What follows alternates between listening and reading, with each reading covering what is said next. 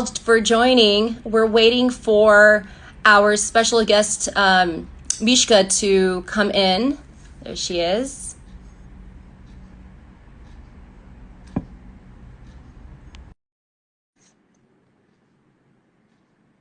Hi, Mishka. Can you hear me? Can you hear me okay? Yes, can you hear me? Yes, perfect. So Hi. I wanted to get on earlier just to make sure that we have the sound on and everybody can hear us okay. Is my voice good? Sounds good to me. Okay, great. Can you actually put your volume a little higher? Or is that high? Is Okay. that better? Yeah, much better. So, Okay. we're going to start at 5:30. We're having people join in right now.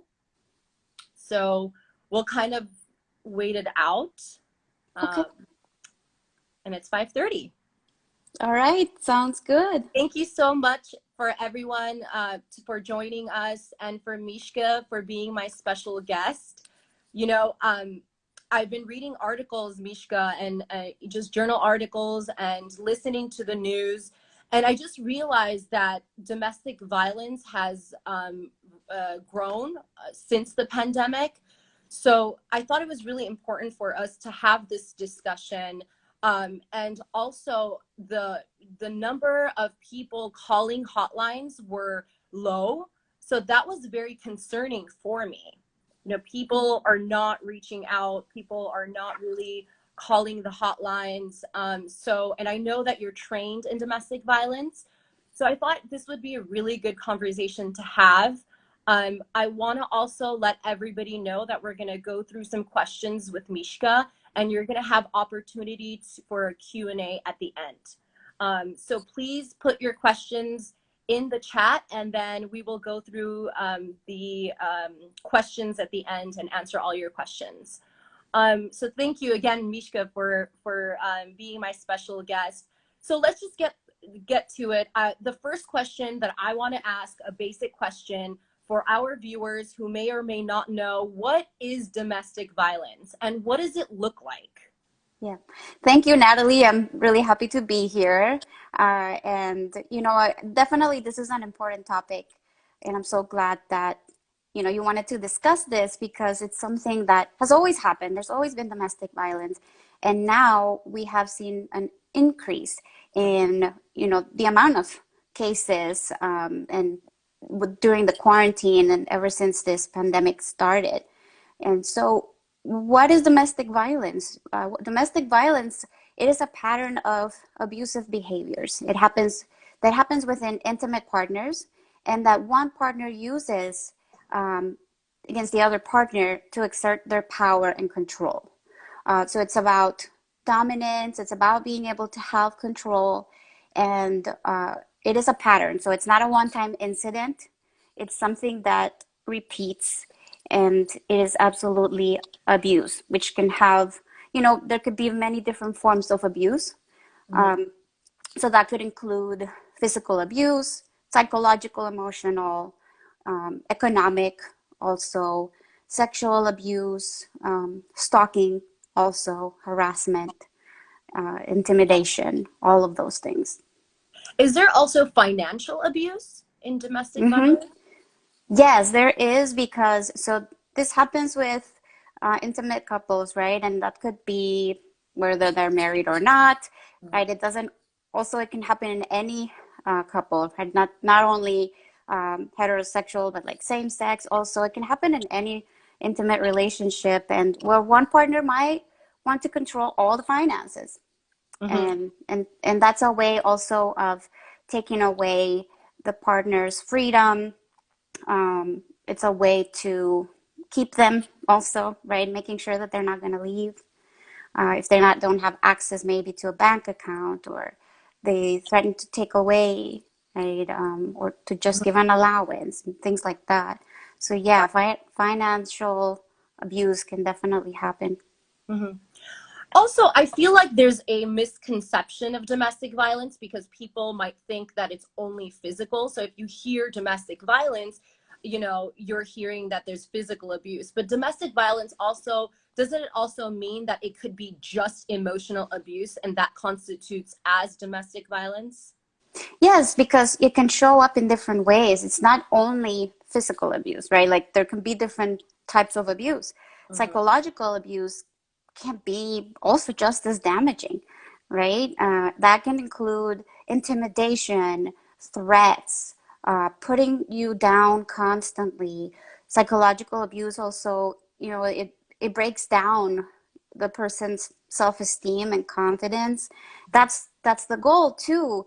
If I can make someone feel less than, they're gonna need me more. It makes them more vulnerable. It's a way, again, to exert power and control. Gaslighting is also a big part Yep. of I definitely want to, psychological abuse, right? And if definitely. what gaslighting means is basically like you tell them, oh, that didn't happen, right? Like I didn't hit you. That's in your head, but it clearly happened. So it just makes them.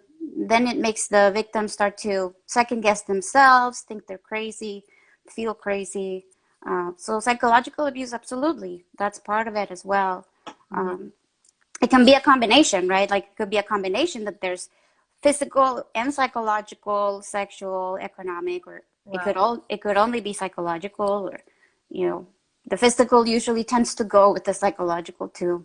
That's how it starts too, because it can start with emotional and psychological abuse, right? Like verbal, like threats or putting you down, calling you names, and then it can escalate to the physical violence. Mm-hmm, mm-hmm. I mean, it's damaging either way, Yeah, right? It doesn't, it just damaging all around. absolutely. And how common is it? Is there a data that's more common than it is in women than men? Yes, there's definitely data. I mean, it is very common. It can happen, like I said, in any relationship, any intimate relationship, same sex, heterosexual, well, socioeconomic status does not matter.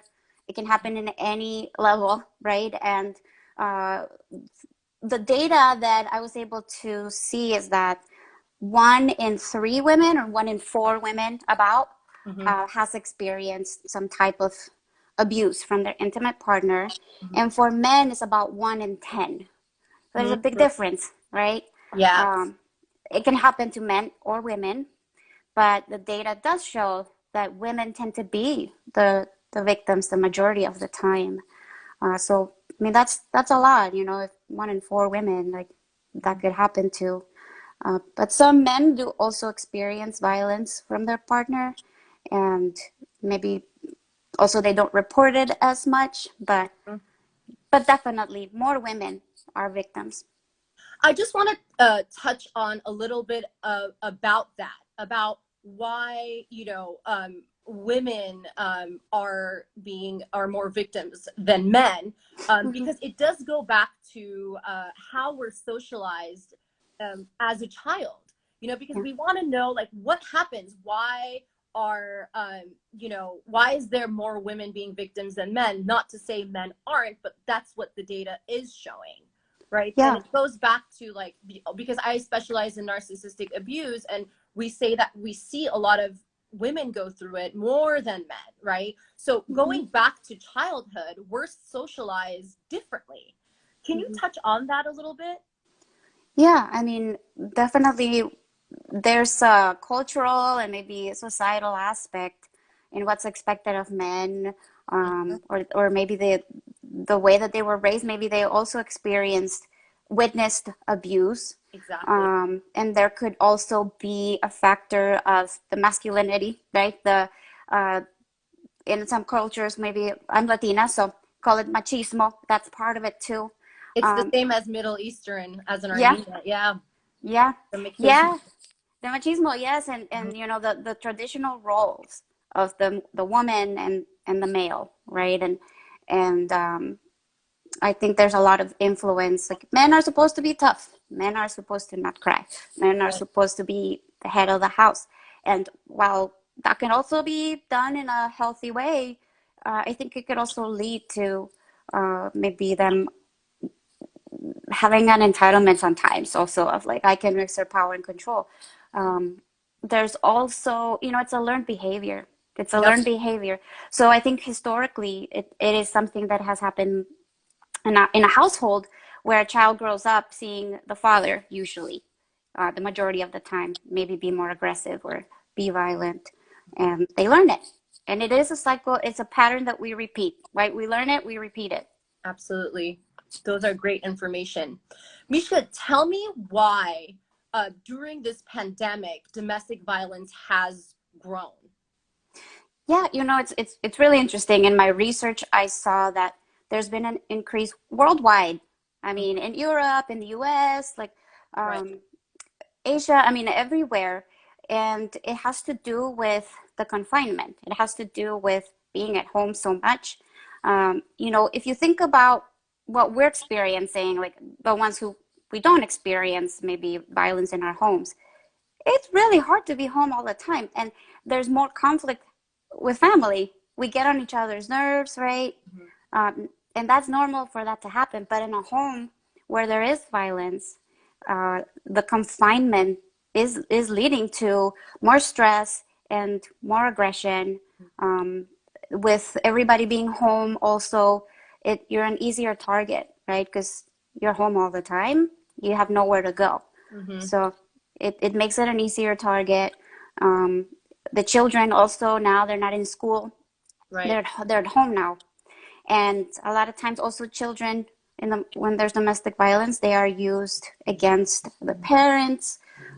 Or sometimes if, let's say the kid is like misbehaving, guess who's gonna be held responsible, right? So I think there's a combination of the family dynamics, the stress, but the confinement. Right. There's no place to go. And we say we're safe at home, but not everybody is safe at home. Right. Good point. Yeah. I do know that there's a cycle of abuse when it comes to the domestic violence. Can you describe what the cycle of abuse is? Yes, absolutely. Like I was saying earlier, it is a pattern. So it's not a one-time incident. It is something that continues to happen and continues to repeat, and over time escalates. So in the beginning of our relationship, usually we're in our best behavior. So someone who will be an abuser, or we also use the word a batterer, right? There's a profile. There's certain characteristics that they have in common.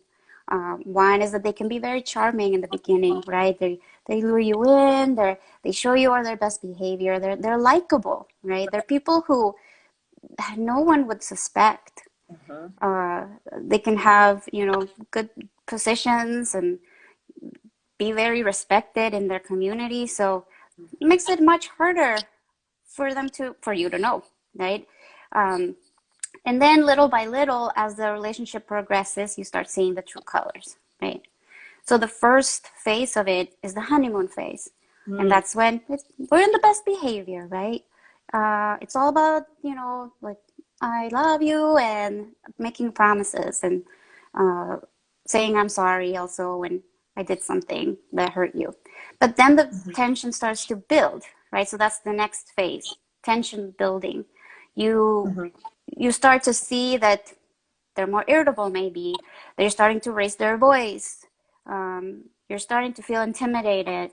Maybe then they escalate to calling you names, trying to be more controlling also of like who you're talking to, where you're going, what you're wearing, how much money you're spending, etc.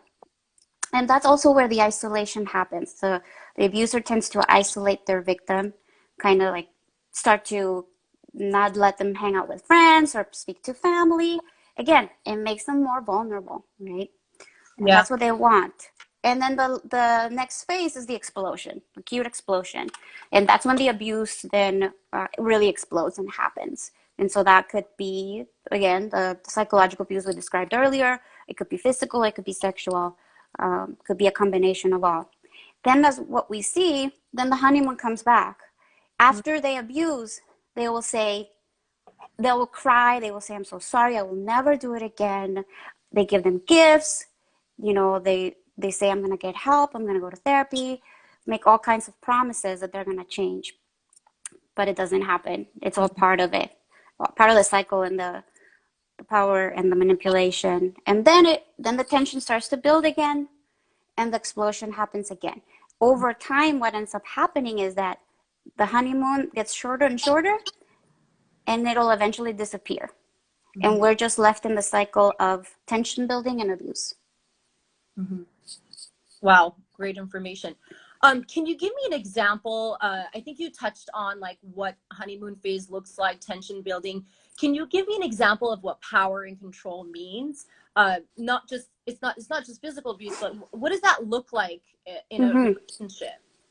Yeah, so basically someone who has power and control, they're like they're the head of the house, right? They're in charge. They say where you go, who you talk to, what you're allowed to do, what you're not allowed to do. They could control everything until the smallest thing, like how you wear your hair, how, what clothes you're allowed to go out in. Um, like they might tell you like, no, you cannot talk to that friend anymore, or you can't talk to your mom anymore. That's control, right? Like it's controlling everything that they can, and their victims, until the victim is completely dependent on them, right? So then they will have power over them so much that they also make them scared. That's part of it too. It's you're threatening. It's fear based, right? Like, and it's also about being able to make sure that the victim won't leave them, because as much as they do abuse, like most people who do abuse, they do tend to have a background of maybe trauma. They were abused themselves. They witnessed violence when they were children, and they don't know another way sometimes to get love. And this isn't a healthy way, but might be the only way they know how, not to justify it, but just to explain. And so having power over someone makes sure, well, they're going to stay. I'm making sure they're going to stay. Right. And it goes to my next question is, what are the effects domestic violence has on victims? Because you just described how, victims can be feeling isolated because of because you can't talk to your family, you can't talk to your friends. Yeah. So that could be debilitating and exhausting. Oh, yeah. So what are some effects of? Oh my gosh, yes. So many, right? It's so damaging. I mean, they live in fear. They feel like they're walking on eggshells. Um, they do feel isolated. They feel guilty too. Like they blame themselves a lot of the times, because part of the gaslighting is also, well, this was your fault, right? Or it wasn't that bad. It's minimizing. And then they're like, is this in my head, right? Like they really start to doubt themselves. They really start to second guess a lot. Their self-esteem is really impacted. Their self-esteem suffers. It kind of breaks them down. They feel less than, right? Mm-hmm. They feel completely dependent also.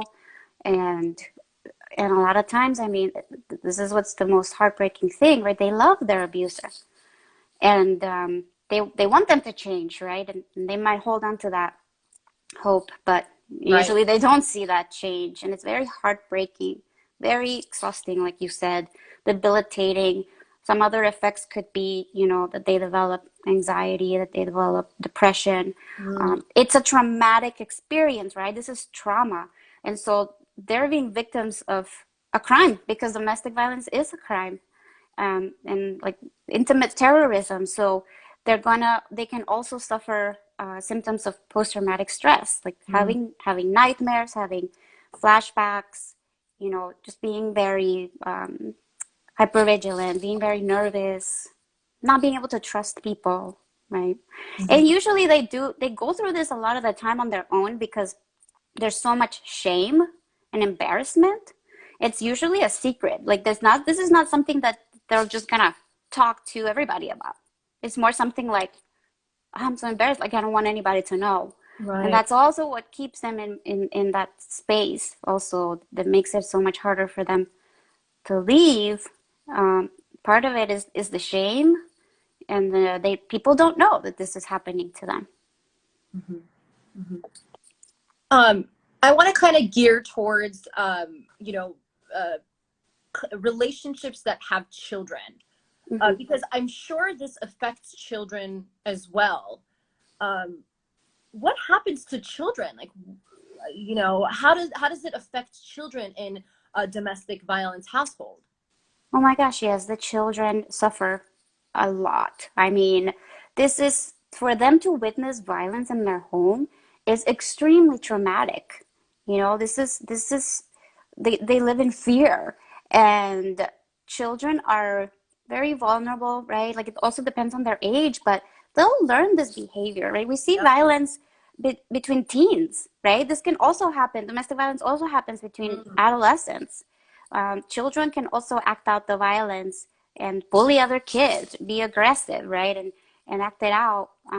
Also, like I was saying, the same effects of like having anxiety, depression, and symptoms of post-traumatic stress. And for kids, they might, let's say, start wetting the bed. They might also have nightmares, separation anxiety, also like not wanting to leave mom, for example, wanting to protect mom, being afraid that she's gonna die, right? I mean, you know, I've worked with children who have witnessed violence, and the things they have seen, it's not something a kid should see, right? So it can affect them for a long time.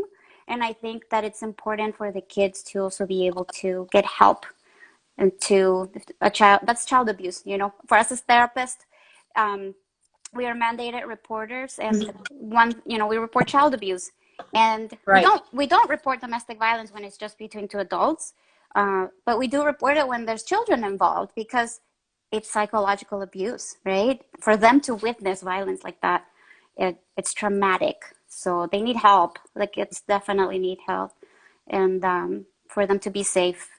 So I think for some, and we'll talk, I guess, in the safety plan, and Yeah. what people can do with the kids when violence is happening.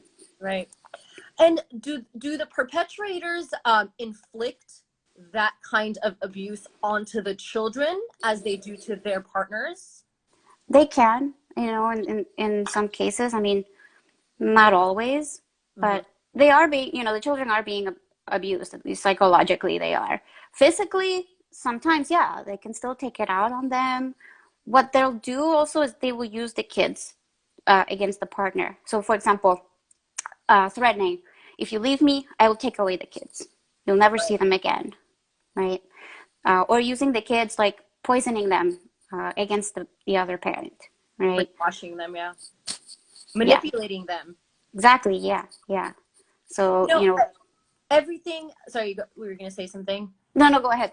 I was saying everything that you describe, and so as someone who works with narcissistic abuse, it's so similar, because I want to touch on this. It's so similar to narcissistic abuse. It's just the name has changed, like the cycle of abuse that you describe, the honeymoon phase, for narcissistic abuse, we describe it, differently, but it really goes to, your honeymoon phase is like our love bombing phase. And love bombing for narcissists is, gift giving and words of affirmation and travel and grandiosity. And then you say tension building, that's when the narcissist devalues their partner. And then when you said explosion, that's when the narcissist discards them. But the cycle continues, because their partners, decide to stay, but the cycle will continue over and over again. And, usually victims stay because there's the hope of that love bombing phase. Yeah.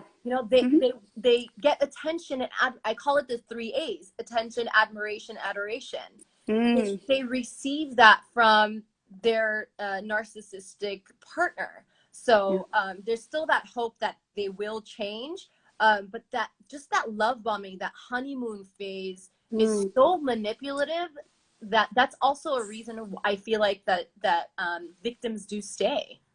For sure. Yeah, it's very similar. Yeah. And I think that we also see that a lot of this abusers, right, like who perpetuate domestic violence, they could have narcissistic personality disorder too, right? I think all of them do. I think a lot of them, yeah, maybe more than we realize. Even, I mean, even with DV, for narcissistic partners, it doesn't mean you don't have to be narcissist to be physically abusive. You could, even emotional abuse is as exhausting and draining. The manipulation, the gaslighting, have you ever seen the movie Gaslight? It's like a 1950s movie I where, haven't watched it, but I know of it. Yeah. so it's the Gaslight movie is like the partner, controls her and isolates her, and he makes her think that she's ill, but she's Mm-hmm. not ill. Mm. So until she finds out, what happens and like what Yeah. he's actually doing. So yeah, I Yeah. mean, I'm gonna talk about narcissistic abuse at a later IG live, but there is that resemblance. Yeah, for So sure. going forward, I really want to talk about how we can support the victims, how we can Okay. support victims. What's the safety protocol right now? Yeah. Well, right now, the safety protocol, I think, still remains the same, but just a few adjustments. Um, there's still organizations that are open, at least virtually, and shelters are still open. They might, because of the pandemic and maybe the increase, some shelters might be at capacity, but there's still, in LA, we have a lot of shelters. Peace Over Violence, for example, is a Mm-hmm. great organization. They're still offering services. They're still there. They're still advocates. There's still hotlines that are available 24/7 where you can call if you need help and where you can talk to a professional, a domestic violence advocate, and where they can also help you create a safety plan. So the safety plan is essential. And that we can have a safety plan in order to stay safe while we're at home, right? If we're not planning to leave, but just to be able to stay safer while at home, we can create a safety plan if they are planning to leave and for after. And each safety plan it's very individualized and personalized. And it's the best thing to do is also to do it with an advocate, right? Like if you call the domestic violence hotline, they will help you create your own safety plan. But Mm-hmm. I can definitely talk about like some aspects of what a safety plan might look Yeah, like. yeah, that'd be great. Yeah, so I mean, important things like if it's a safety plan for staying at home, like we want you to stay safe emotionally, physically, right? We want you to have a plan of escape if that is what is gonna maybe be able to happen once this is over, or even in the middle of this pandemic. I mean, I know a few people who have left and they've moved somewhere even in the middle of all this because of their safety being so important. And a safety plan can also include taking legal action, right? Like making a report to police or getting a restraining order. Uh, when the victims leave, that's when they're also at most risk, most danger, Right. because that means that they're they're rejecting, right, their partner, their Right. abuser. And they're so insecure, right? Perpetrators are so insecure. They don't Hmm. like that feeling.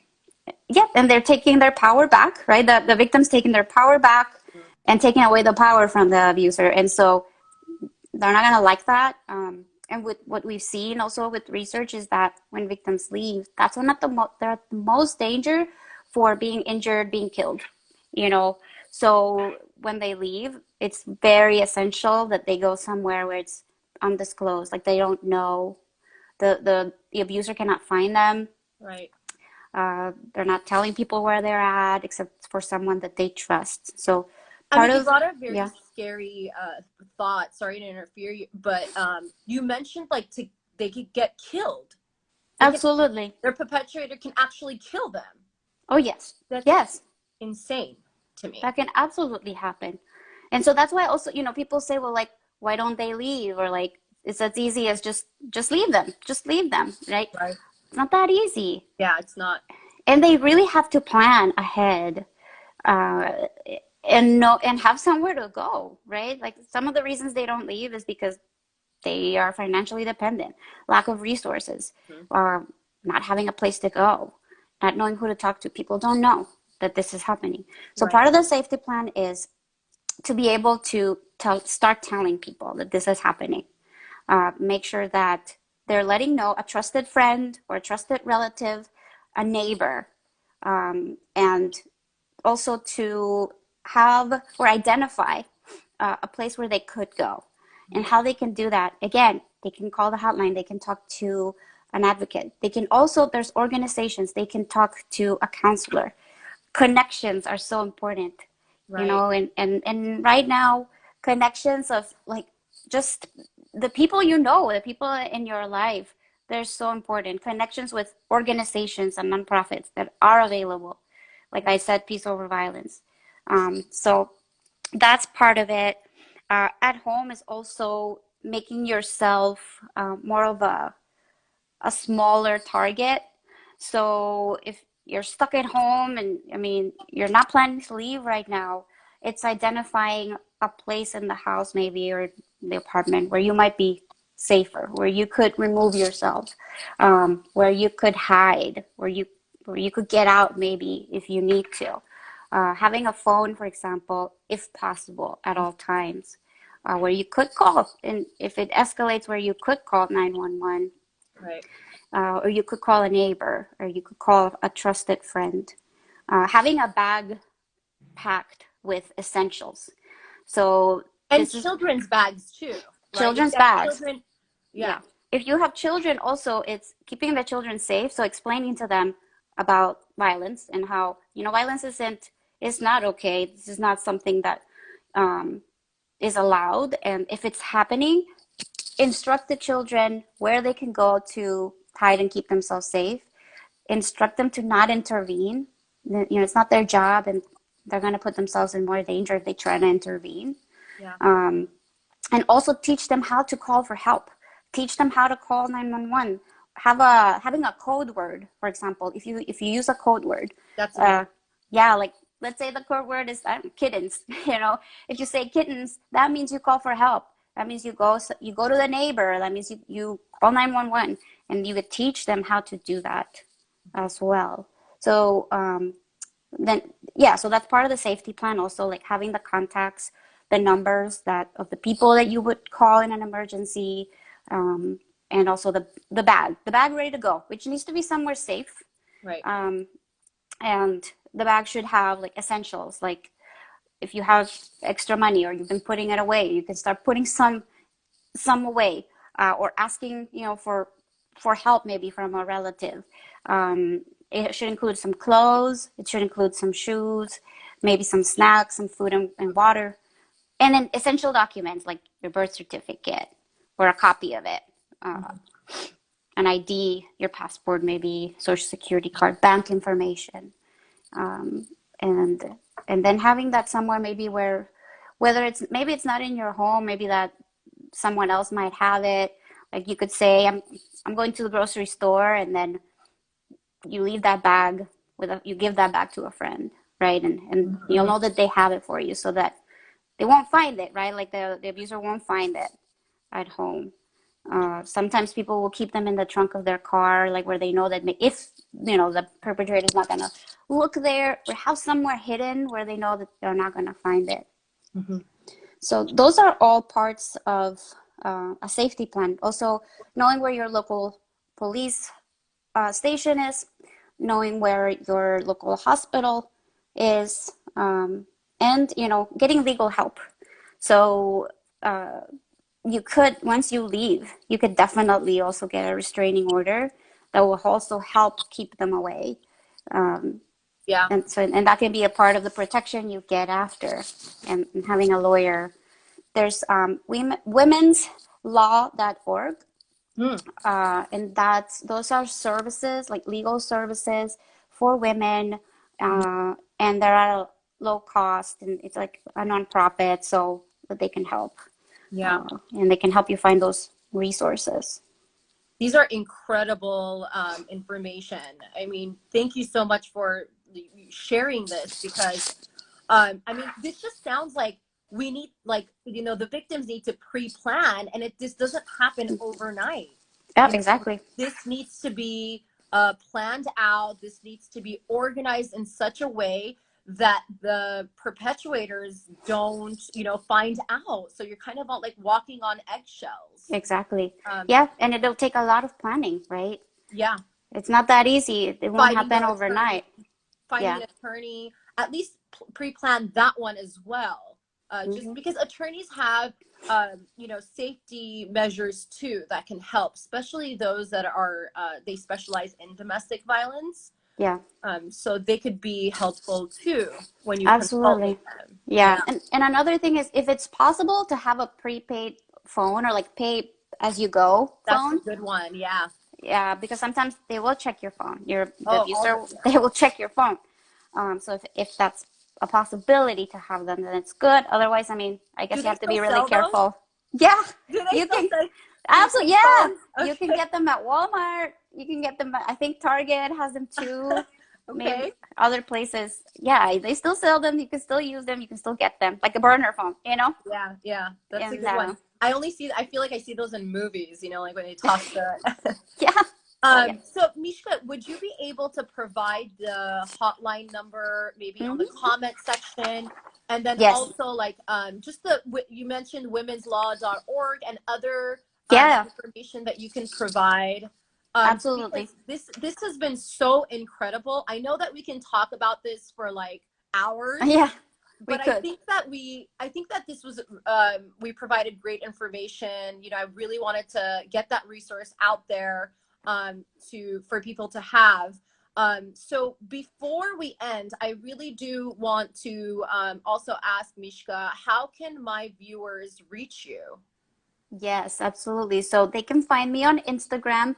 My handle is at Kimball Therapy. So that's my last name, Kimball Therapy. And I can include it in the comments as well. Great, yeah. Yeah, and you know, they can also find me on Facebook. My website is also kimballtherapy.com. So it's all Kimball Therapy, like YouTube, Facebook, Instagram, website.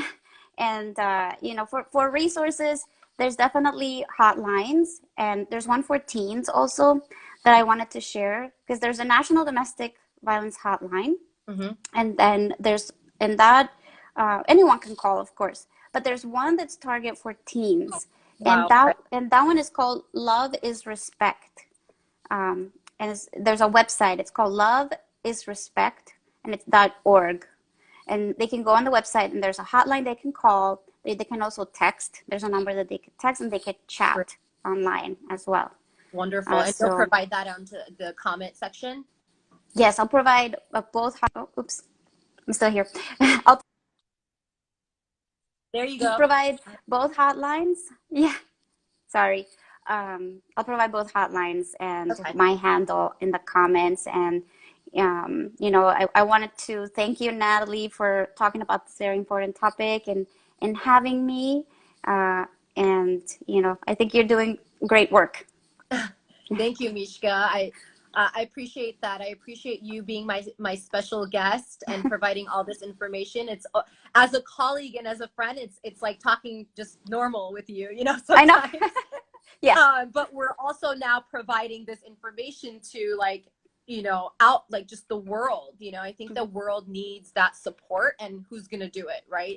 I feel like mental health professionals, and mental health professionals are the ones who are providing this information. Thank you so much. Before we end, I do want to go through these questions that our viewers. So I'm just kind of going up to see, and if you guys have questions, drop it on the comments right now. Let's see. The first question. I think somebody asked, wouldn't it be a good thing if people aren't using the DV hotline? Wouldn't it be a good thing if people aren't using the DV hotline? So, Oh, I guess what they mean is, you know, maybe it means that there's less people calling, so maybe it's happening less. right. I think Yeah. that's it. Mm-hmm. But in my research, I guess I found something different than you.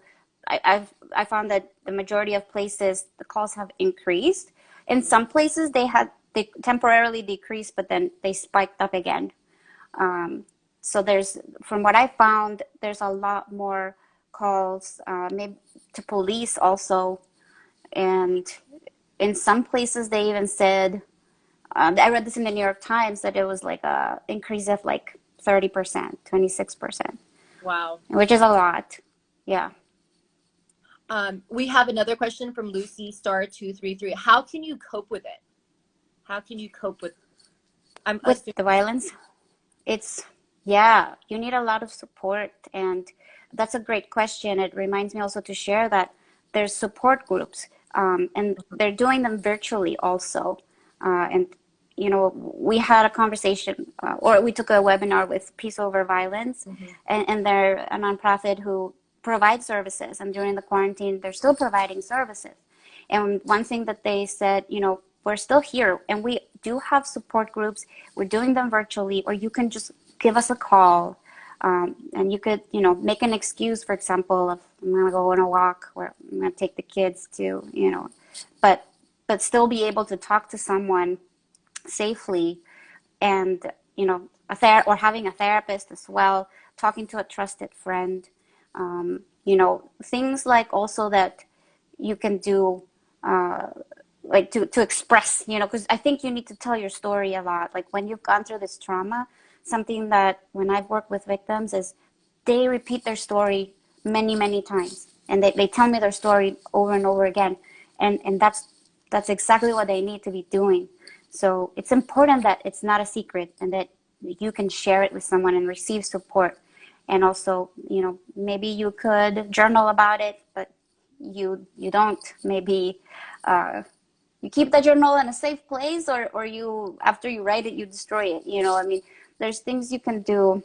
But I think they need a lot of support. You need a lot of support. I don't think it's something that anyone can just endure on their own. That's really hard. It's really hard. I hope and that even answers the question. Yeah. even seeking a therapist, if you have the financial capacity, and if you don't, then there are free support groups, is what you're saying. Yes, there's free support groups, and they're during the pandemic, they're also being done virtually. Great. So I have Elijah Joseph said you should mention about false claims. I guess he was in jail for 4 months. I think is that Alabama. I guess there was no evidence that he did do it, but police took him to jail. Are there false claims? We can just talk about, do false claims happen? They do. They definitely do. I mean, and I'm sorry, Elijah, that you went through that, and definitely that does happen. Like we mentioned earlier, that men can also be victims of abuse. It can happen to them as well. And I have worked with men who have been victims of abuse, and one thing that the partners might do is they will accuse them that they're the perpetrators. And because the majority of the cases reported, the male is the one who's the abuser, when police come, the first suspect is always going to be the male. Wow, yeah. So that also puts the male in that risk. Sometimes they are the ones being abused, but it's going to be harder to believe it. Right. Yeah. So yeah, false claims definitely do happen. Lucy Starr asked, there's 2 questions. How can you make someone stop their relationship when they are in this mess? She has another, and then there's another question, but how can you make someone stop their relationship when they are in this mess? You can't. I mean, it's really, as counselors, we don't ever tell a victim, get out, like you need to leave. If we're going to tell them that, then we're going to help them prepare and safety plan and help them find a place where they're going to go. They'll feel more alone. Yeah. And, they're not going to leave them until they're ready. That's the thing. Question, thank you so much, Mishka. Another question is, what if you were scared to go into a new relationship once you already experienced domestic violence? How can you ever forget about it and move on? Yeah, I mean, I don't know that you move on, but I think you can heal, right? And you also, I think that's where the counseling would be really helpful in order to be able to heal, because those are wounds, that's trauma that we need to process and heal from. And then also learn about healthy relationships, right? And how we can make sure in the next one that it is a healthier relationship, that we don't repeat the pattern.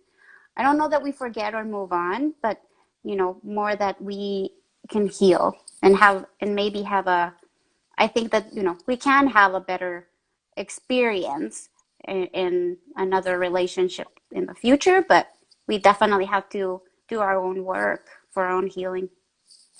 So I'm going to thank you, Mishka. I'm gonna we're gonna answer one more question. And this is, what if you broke up with a person who was abusing you, but you couldn't escape from them because they kept stalking you? What can you do? Stalking is definitely very common. It will happen also, if you leave or, you break up, but they're going to stalk you the majority of the time. Well, that's also something that you can report to the police. Yeah, I was going to say restraining order. You can get you can get a restraining order. I think it's important also to keep evidence, to keep the text messages, voicemails, all that is going to help you in making a report and having evidence that this is happening, because stalking is also a crime. So it's against the law to do that. You can report it, and you could also you could press charges. You could get a restraining order. You can also, this is also part of a safety plan when someone, after they leave, it's drastic, but it's also, you could change your phone number. You could also not share your number with certain people, avoid certain places, change your route where you drive, what grocery stores you go to. It's I know it sounds unfair and all. It's also drastic measures to take for your own safety. Even for the future. I mean, it's temporary, right? You have to do these things to break free. And once you do, I'm sure there's there's home free at the end, right? Yeah. Thank you so much, Mishka. This is such an important topic. I'm so happy that you partnered with me just to kind of talk about this, huge public health crisis that we have, that we've always had, and then, so Mishka, if you want to drop down the comments of just the hotline number for everybody to have. Yeah, I will. Because I know if I end the IG live, they won't be able to receive that. Oh, so do it right now? Yeah. Okay. And also, while I'm doing that, I wanted to share that I am creating, almost done with it, a worksheet, and it's like an infographic with information about domestic violence and resources. And we can also, so for anyone who would like to have that, we could share it. They could go onto my page. I can also share it with you, Natalie. So if they want to reach us through Instagram, and I'll also be able to have it down so they can download it. All right, that's wonderful. On. That's so DV great. I'm so happy to do that. Hotline. Yeah, so just drop the comments on the DV hotline, and then we can end the IG live. I do want to tell everyone that I'll be going on IG live next week, Friday, again, 5:30 p.m. Pacific Standard Time. And this time we're going to talk about, we're going to give dating and relationship advice during a pandemic. And my special guest is going to be Molly Lita. So I'm so excited to have Molly. She's a relationship expert.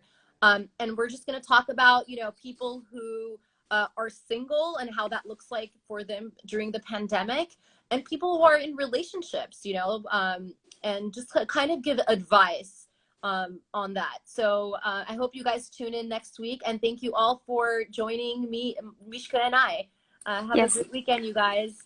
I dropped everything in the comments, so wonderful. You have the information. Thank you, Natalie, and thank you, everyone. Mishka. I'll talk to you soon. Okay, bye-bye. Bye.